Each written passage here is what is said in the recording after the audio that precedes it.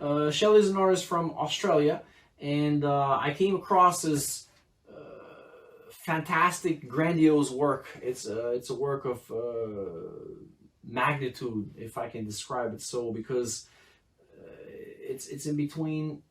Sometimes I think of it as a heavenly work, and sometimes I think of it as a heavenly work with a stain of intrigue, for the fact that the somber nature of it, the somber colors, have actually brought these gloomy characters on top, which make it more interesting and more subject to fantasizing as to what or where this is leading.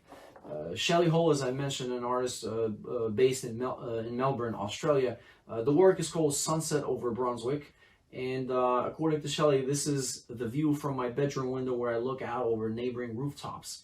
Late one afternoon, I was struck by the vibrancy of the sunset that was in complete contrast to the landscape of the inner city.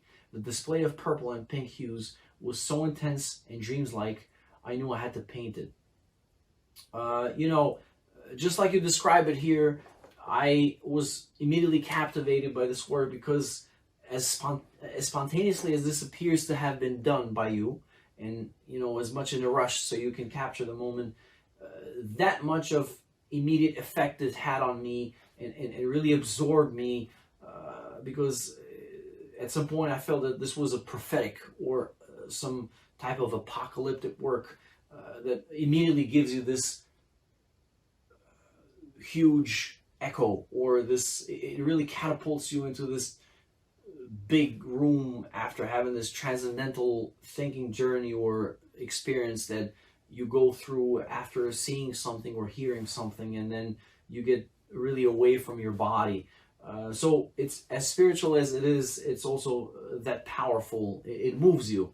I will confess to you, I heard many themes on the piano, and sometimes I tried to get myself to think of strings, but there was something that I discovered later that I knew inside my heart, but I really couldn't express it into words. It was really easy to describe it actually after a few moments. I heard a choir. I heard choral voices all over, and I knew it was such, but I couldn't really pinpoint it, inside my head. And I sat at the piano, at this exact piano, which has that really imperfect timbre, but it was right on point, and I said to myself, wow, I hear those voices. I see creatures. I see, if I could call them angels or flying people over that are in the shape of monks. They're really dominating the space, but yet leaving it so then it could really stand on its own.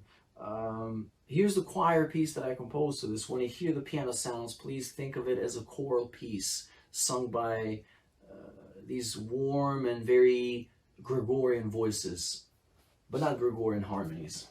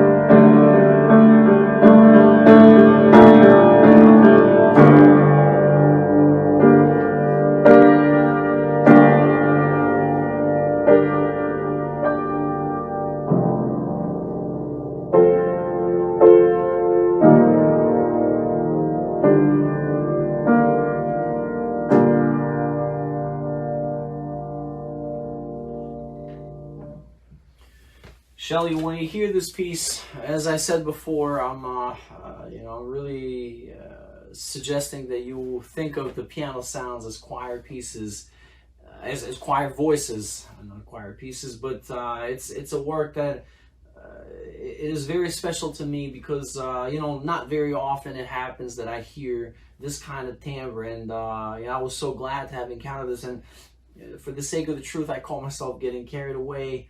And I love that it happened to be playing it on this piano for its warm register on the bottom.